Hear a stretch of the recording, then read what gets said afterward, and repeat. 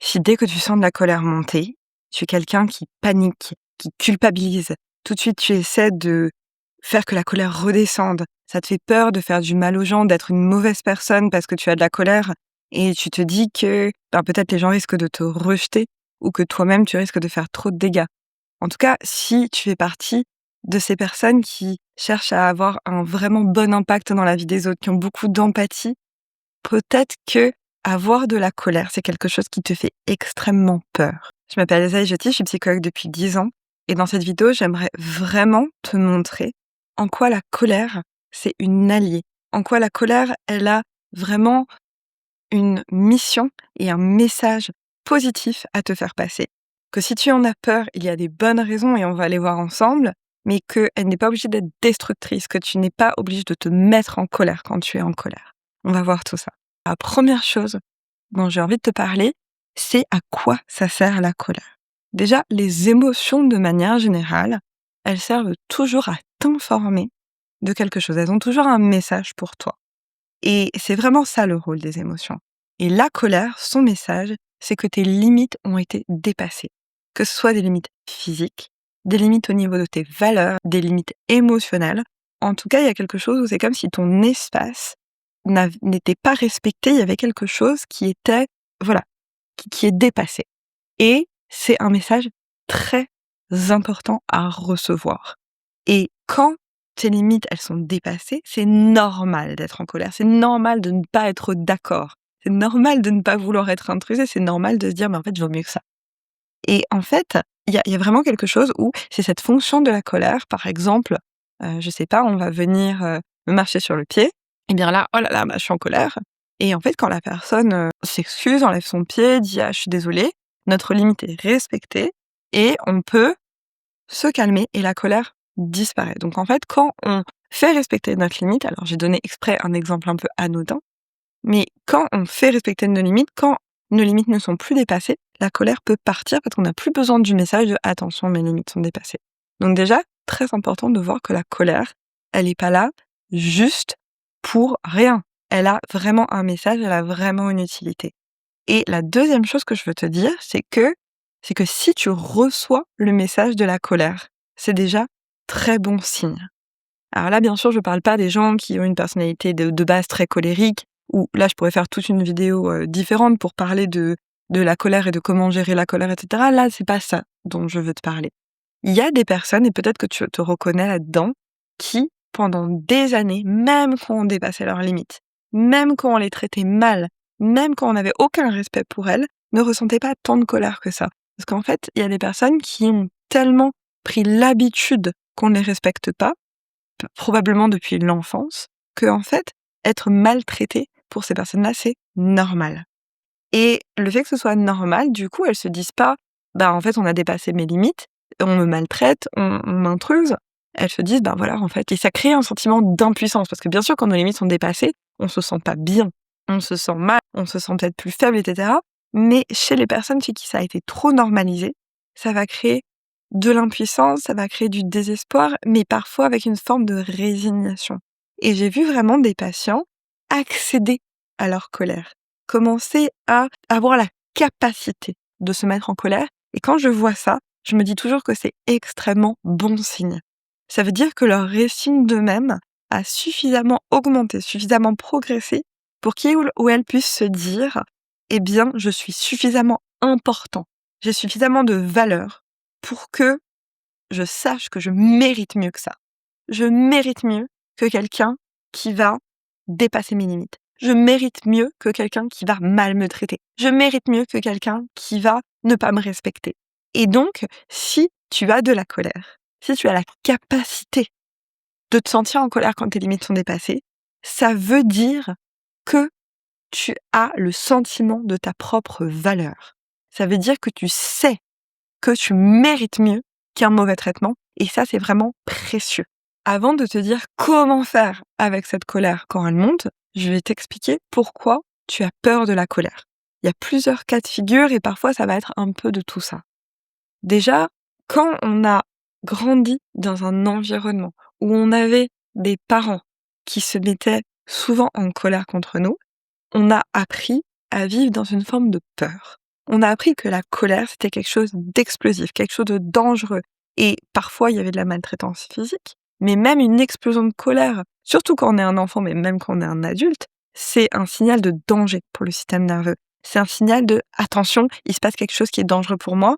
La personne explose de colère, la personne me crie dessus, la personne s'agace, la personne, voilà. Et forcément, on apprend à associer la colère avec du danger. Et quand on a vécu ça en tant qu'enfant, eh bien, on ne va pas vouloir faire vivre ça aux autres. On sait à quel point on en a souffert et on ne veut pas devenir cette personne pour les autres, donc on peut se sentir très coupable quand nous-mêmes, on ressent de la colère, tellement qu'on va même pas la laisser sortir. Il y a d'autres situations dans lesquelles la colère, ça peut être vu comme dangereux, quand on grandit dans des circonstances où quand on exprime nos besoins, quand on exprime ce qu'on ressent et quand on exprime entre autres notre colère, parce qu'en fait si on est en contact avec nos besoins, bah en fait en tant qu'enfant c'est normal que nos parents parfois ne respectent pas nos besoins parce que on peut pas toujours respecter et être totalement accordé et s'adapter aux besoins de nos enfants parce qu'on est des êtres humains en tant que parents, voilà. Donc tous les parents normaux vont avoir des enfants qui, parfois, vont se mettre en colère parce que leurs besoins, ils sentent que leurs besoins ne sont pas respectés. Sauf que il y a des familles, il y a des environnements familiaux dans lesquels ça, c'est pas du tout accepté. Dans lesquels les enfants n'ont pas le droit d'avoir des besoins, n'ont pas le droit d'avoir des émotions qui dérangent les parents, ils n'ont surtout pas le droit d'avoir de la colère. Donc si, dans la manière dont tu as été élevé, la colère était vue comme quelque chose de négatif, le fait que tu t'énerves était vu comme quelque chose où tout de suite tu étais qualifié de mauvais enfant, voire tu allais pouvoir avoir toi-même de la violence qui était retournée contre toi, que ce soit de la violence verbale ou physique, ou bien tout simplement on allait t'enlever de l'amour, c'est-à-dire se détacher de toi. Oh là là, celui-là, il est vraiment trop colérique, et puis tout de suite, le lien en fait est coupé. Et il y a beaucoup de parents, même des parents qui veulent bien faire, qui vont rompre le lien avec leur enfant quand il est en colère.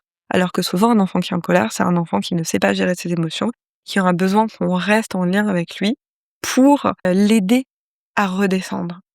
Il y a plein de manières de faire ça en tant que parent, et je dis pas que c'est facile, mais par contre, si tu as pris l'habitude que dès que tu avais de la colère, on coupait le lien, eh bien, la colère est forcément perçue comme dangereuse par ton système. Il y a même des environnements familiaux où les enfants ne prennent même pas le risque de se mettre en colère parce qu'ils sentent bien que s'ils se mettaient en colère, tout de suite, ils seraient, on va dire, remis sur le droit chemin, ou tout de suite, il y aurait quelque chose de mauvais qui se passerait pour eux. Ils auraient une remarque, ils auraient une réprimande, ils auraient peut-être de la violence.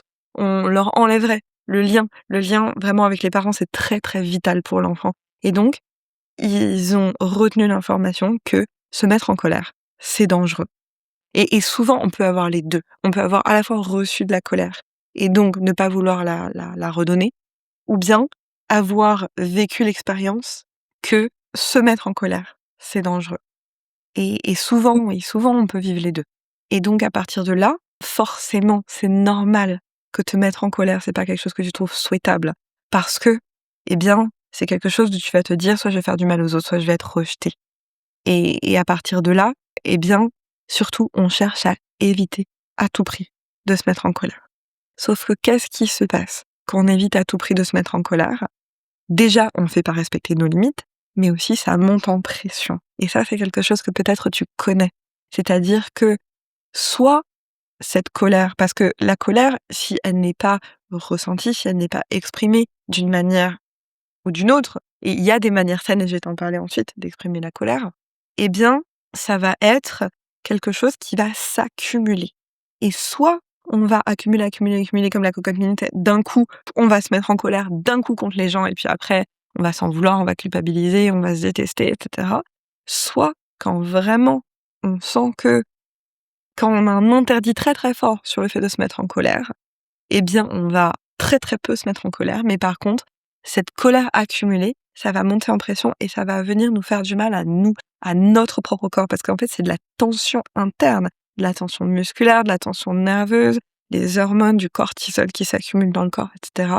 Et ça va finir par nous faire du mal à nous, et on va pouvoir développer des maladies chroniques, on va se blesser parce qu'on aura de la tension dans les muscles, et au bout d'un moment, ça va créer des blessures, on va pouvoir avoir des accidents plus facilement, etc.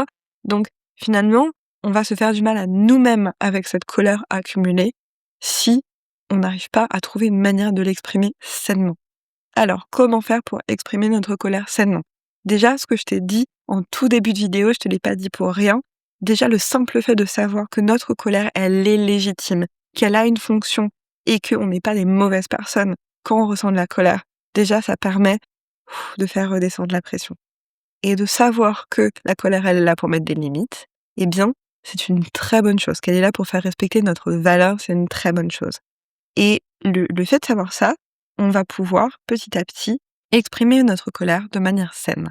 La première chose déjà qu'il faut que tu vois, c'est vraiment que ressentir la colère ne veut pas forcément dire se mettre en colère.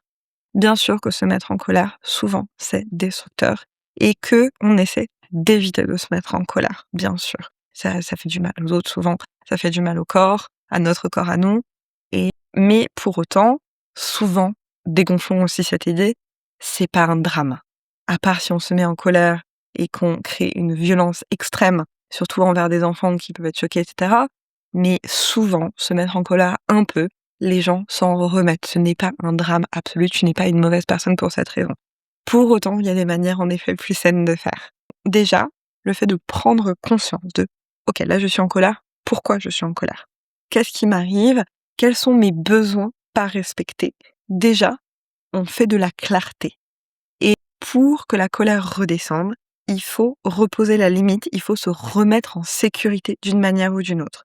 Soit dire à la personne la chose qui a été un problème et que la personne s'excuse, soit si en fait on se rend compte qu'il n'y a pas de situation possible où la personne, elle va pouvoir prendre soin de nos besoins, bah en fait créer une relation avec la personne où la personne ne peut plus en fait être dangereuse pour nous au quotidien.